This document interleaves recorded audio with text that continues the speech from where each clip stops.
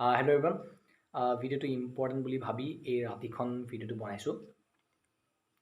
চাওক, first of all প্ৰথমতে মই জনাব ওলাইছোঁ যে চাওক, মাস্ক পৰিধান কৰিহে বাহিৰত ওলাব আৰু সুৰক্ষিত থাকক।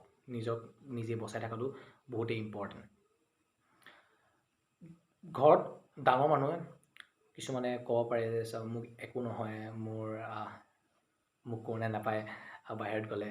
চাওক, ঘৰত কাজিয়া লাগিব, কিন্তু মাস্ক পিন্ধাহে পঠিয়াব বাহিৰত। কাজিয়া লাগিব সেইটো কাৰণে চাওক, ডাঙৰ লগত নাপায়, মই কোৱা নাই সেইটো কৰিবলৈ, কিন্তু চাওক পিন্ধাহে বাহিৰত পঠিয়াব। ভিডিঅ'টো ভেকচিনেশ্যন ৰিলেটেড হয়। ভেকচিনেশ্যন এই ৱৰ্ডটো দিনটোত মানে কমন ৱৰ্ড টাইপ হৈ গৈছে, মানে দিনটোত 10 বাৰকৈ হ'লেও শুনিবই আপুনি।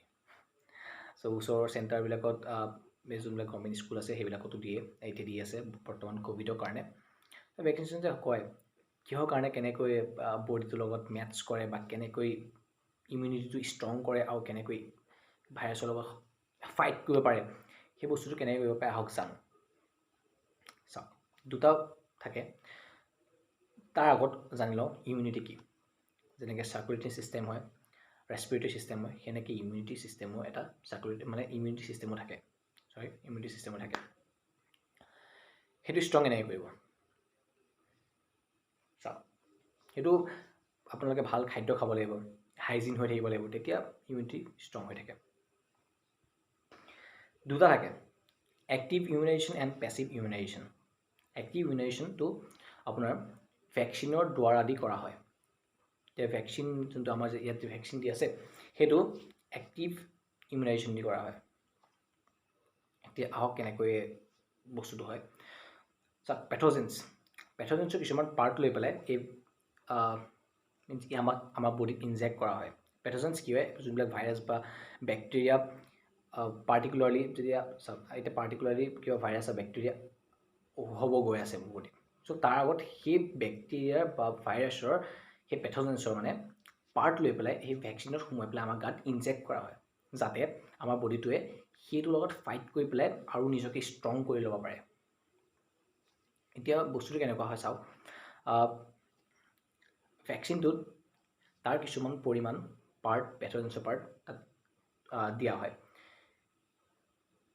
তাত দিয়াৰ লগে লগে যেতিয়া আমাৰ বডি ইনজেক্ট কৰে, তেতিয়া আমাৰ বডিত প্ৰথমে যোনটো আৰ্মি আহে, প্ৰথম আৰ্মি সেইটো হ'ল ইমেট ইমিউনিটি বুলি কয়। সেইটোৱে ইমান ৰোধ কৰিব নোৱাৰে, মানে ইমান ফাইট কৰিব নোৱাৰে, প্ৰায়ভাগ ফেইলেই হয়। চ' তাৰপিছত আহে এডাপ্টিভে এণ্টিবডিজ, যোনটো প্ৰ'টিন হয়, স্পেচিফিক প্ৰ'টিন, সেইটো ৰিলিজ কৰে। তাৰ ফলত এই এণ্টিবডিয়ে তাৰ ওপৰত হাবি কৰি পেলাই তাক মাৰি দিয়ে। ত' তাৰ ফলত কি হয়, যেতিয়া তাকে প্ৰেক্টিছ ছেশ্যনৰ টাইপ হয়, মানে কি সেইটো গম পাইছে যে সেনেকুৱা ভাইৰাছৰ লগত এতিয়া আমাৰ বডিটোৱে ফাইট কৰিব পৰা হৈ গ'ল। আৰু আমাৰ বডিটোত কেনেকুৱা বস্তুৱে বনোৱা আছে চাওক, এই ভাইৰাছটো যে দিলে, যেনিবা কিবা এটা ভাইৰাছ এই ভাইৰাছ এটা যদি আমাৰ তাত বডিত দিলে, এণ্টিবডিয়ে মাৰিলে, সেই এণ্টিবডি মনত ৰখি যায় তাৰ যে নেক্সটবাৰ যদি এনেকুৱা বস্তু আহে, এনেকুৱা এই টাইপৰ যদি ভাইৰাছ আহে, মই ৰোধ কৰিব পাৰিম। সেনেকৈ বস্তুটো কৰা হয়।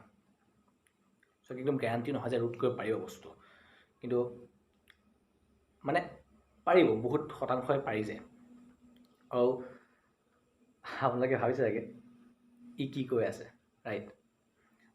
মানে সেই ভাইৰাছে আমাক মাৰে আৰু বেক্টেৰিয়া আমাক মাৰে, আকৌ বেক্টেৰিয়াই ভাইৰাছে আকৌ আমাৰ গাত ইনজেক্ট কৰে। নহয়, শুনক, চব বস্তু এটা ৰিজন থাকে, ৰাইট? কি হয় বস্তুটো, ভেকচিনত যোনটো মেইন ভাইৰাছ থাকে তাৰ পিয়'ৰ ফৰ্মটো নিদিয়ে, তাক ইনএক্টিভ কৰিলে প্ৰথমতে। এতিয়া বস্তুটো কি হয়, ইনএক্টিভ মানে যাৰ সি ৰিপ্ৰডিউচ কৰাৰ ক্ষমতাটো, এতিয়া ভাইৰাছ এটা সোমাই ন, ফৰ এন এক্সাম্পল, এটা সোমালে সি বহুতটা ভিতৰত এনেকৈ মানে তাৰ ৰিপ্ৰডিউচ কৰি দিয়ে, মানে সি নিজে বস্তুবিলাক তাহাঁতৰ জাতি বহুতটা মানে উলিয়াই দিয়ে, এনেকৈ ব্ৰাঞ্চ কৰি দিয়ে বস্তুটো। চ' সেই ক্ষমতাটো নাইকিয়া কৰি পেলাই ভেকচিনত আমাৰ গাত ইনজেক্ট কৰি দিয়ে সেই বস্তুটো হ'ল।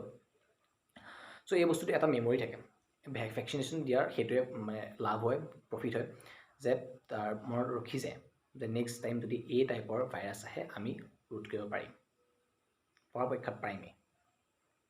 Second type passive immunization. Passive immunization কি হয়?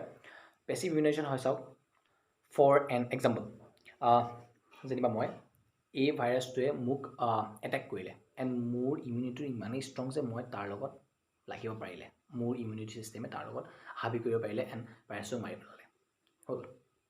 এতিয়া কি হ'ব, মোৰ লগৰটোৰ হৈছে এই ভাইৰাছ তাকো এটেক কৰিছে, এতিয়া তাৰ বডিটো ইমিউনিটিৰ লগত ইমানেই ষ্ট্ৰং নহয় যে সি কাবু কৰিব পাৰিছে। চ' মোৰ যোনটো ইমিউনিটি মোৰ পৰা যোনটো এণ্টিবডি হয় সেইটো লৈ পেলাই তাৰ বডিত ইনজেক্ট কৰা হয়। ইনজেক্ট কৰাৰ ফলত কি হয়, তাৰ এণ্টিবডিজটো ষ্ট্ৰং হয় এণ্ড ফাইট কৰিব পাৰে আগলৈ, হ'ল, ফাইট কৰিব পাৰে। মানে ভাইৰাছটো যেতিয়া আহে তাৰ আগত মোৰ বডিৰ পৰা এণ্টিবডিটো লৈ পেলাই তাৰ বডি ইনজেক্ট কৰে আৰু এনেকেই হৈ যায়। সেইটো টেম্পৰাৰী বেচিছত কৰা হয় আৰু সেইটো মেমৰি মানে যেনেকৈ ভেকচিনেশ্যন দিলে মেমৰি ষ্ট'ৰ কৰিলে ন, নেক্সট বাৰ সেই ভাইৰাছটো আহিলে মই ৰোধ কৰিব পাৰিম, সেই বস্তুটো ইয়াত নাই, এইটোত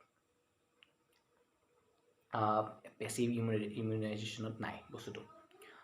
চ' ভেকচিনেশ্যনৰ ইমানেই আছিল। নেক্সট ভিডিঅ'ত আমি জানিম যে কোভিচিল্ড এণ্ড কোভেক্সিন, ৰাইট, এই দুটাৰ ভিতৰত কোনটো ল'লে ভাল আৰু ছাইড ইফেক্টছ কি আছে আমি জানিবলৈ চেষ্টা কৰিম। অ'কে, ভিডিঅ'টোত ইমানখিনিলৈকে আছিল। ভিডিঅ'টো ভাল পালে লাইক শ্বেয়াৰ কৰি দিব। Okay, till then.